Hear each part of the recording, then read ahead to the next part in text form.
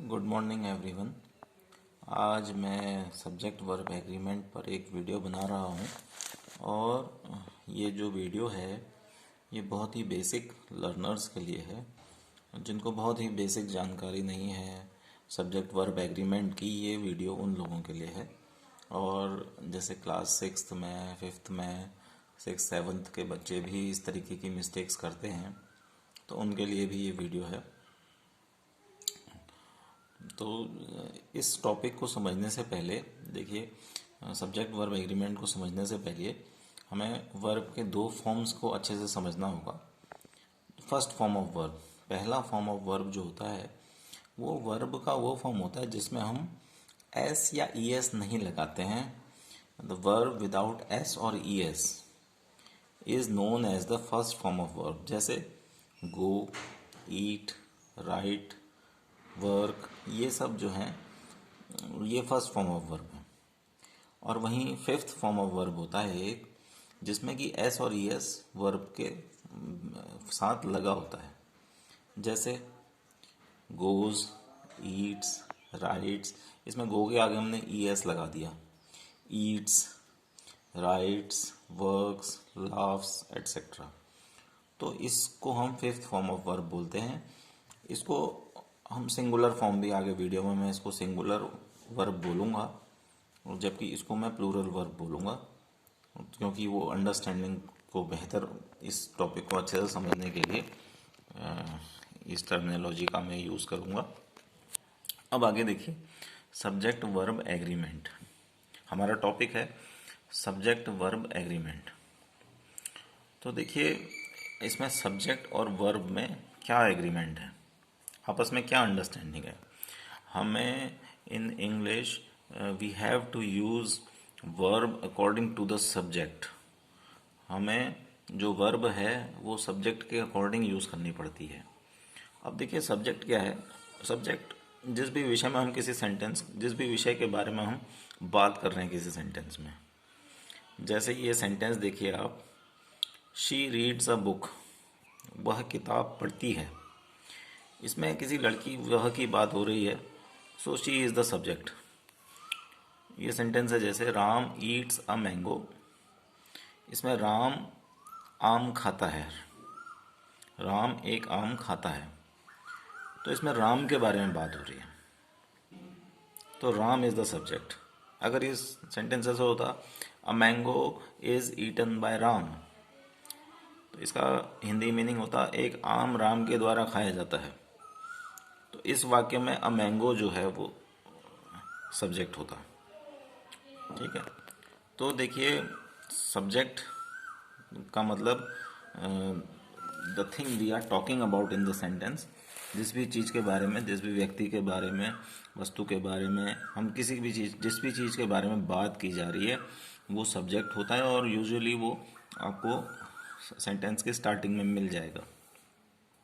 अच्छा, verb, all the action words are verb, सारे वो वर्ड्स, शब्द जो किसी कार्य के होने को दिखाते हैं, किसी क्रिया को दिखाते हैं वो वर्ब कहलाते हैं। तो देखिए, अभी मैंने आपको बताया कि एस और ई एस वाले को मैं सिंगुलर बोलूँगा, ठीक है, और बगैर एस और ई एस वाले फर्स्ट फॉर्म वर्ब के फॉर्म को मैं प्लूरल वर्ब बोलूँगा। तो बहुत सरल है समझना। देखिए, ये जो एस है, वर्ब का एस, एस फॉर सिंगुलर, और जब हम एस एलिमिनेट कर देंगे वर्ब से तो इट विल टर्न प्लूरल, वो प्लूरल हो जाएगा। अब देखिए, सब्जेक्ट वर्ब एग्रीमेंट बहुत ही सरल इसका रूल है। क्या रूल है देखिए, पहला रूल है, if the subject is singular the verb used will also B singular. अगर सब्जेक्ट सिंगुलर होगा तो जो वर्ब यूज होगी वह भी सिंगुलर होगी। जैसे for example, she reads a book, यहाँ पर देखिए सब्जेक्ट क्या है, she, this subject is singular, ये एक सिंगुलर सब्जेक्ट है, और रीड्स एक वर्ब है, ये भी सिंगुलर हमने लगाया। ये देखिए, मैंने बोला था एस वाला जो फॉर्म है it will be treated as singular form of verb, जो कि फिफ्थ फॉर्म ऑफ वर्ब होता है। तो शी क्योंकि सिंगुलर है, हमारा रूल बहुत सिंपल है, subject is singular, verb is also singular. Ram Yeats a mango, Ram singular है, सब्जेक्ट है, और हमने जो वर्ब लगाया वो भी ईट्स, एस वाली वर्ब हमने लगाई है। और देखिए जो एक और सेंटेंस है यहाँ पर, दे गो, तो दे क्या है, प्लूरल है, और हमने इसके साथ गो लगाया है। तो हमने एस वाली फॉर्म नहीं लगाई क्योंकि सब्जेक्ट जो है वो प्लूरल है, तो दे गो।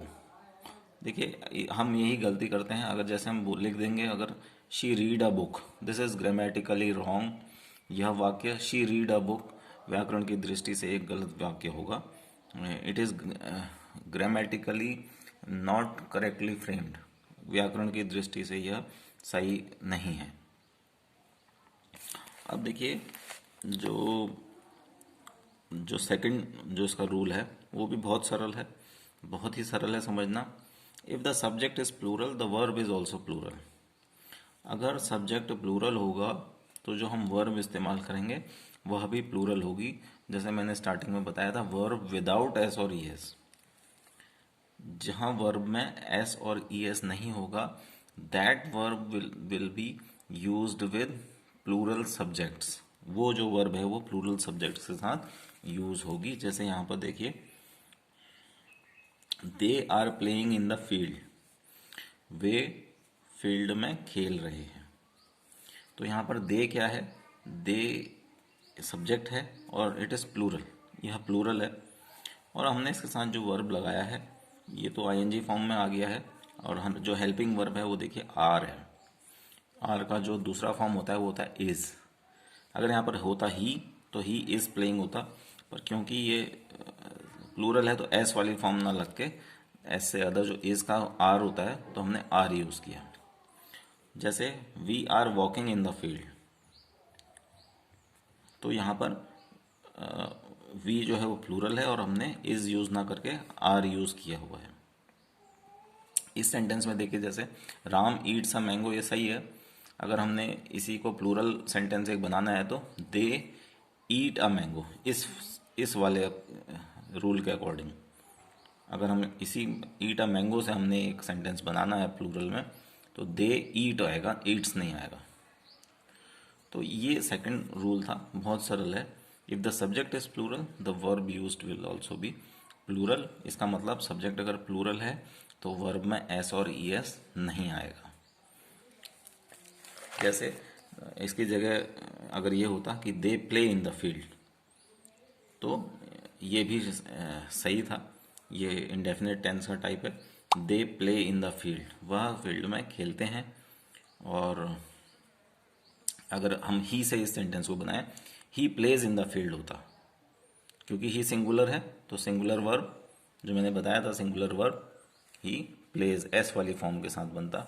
अगर दे के साथ बनाएंगे, they play in the field, ये आईएनजी फॉर्म वाला बना हुआ है, ऐसा ही लिखा हुआ है, पुराना लिखा हुआ है। तो आर की जो एस वाली जो फॉर्म है, जो सिंगुलर फॉर्म है वो इज होता है। ये बी का एक फॉर्म है, बी के फॉर्म होते हैं इज, एम, आर। तो इज जो है वो सिंगुलर के साथ यूज होगा क्योंकि ये प्लूरल है। इज में एस देखिए प्रेजेंट है, तो दे के साथ जो है वो आर लगेगा। तो बहुत सरल रूल है, और इस रूल का आज मैं इतना ही बता रहा हूँ। और जो आज जिन लोगों को भी ये नहीं था कॉन्सेप्ट क्लियर, वो इस चीज़ को आज देखें, घर में देखें, और इससे थोड़ा सा टफ चीज़ों पर मैं इससे आगे इस टॉपिक को पूरा करूँगा अगले वीडियो में। तो चैनल को सब्सक्राइब कर लेना, क्योंकि उसको नेक्स्ट जो वीडियो आएगा आपको इसकी इन्फॉर्मेशन मिल जाएगी। Thank you.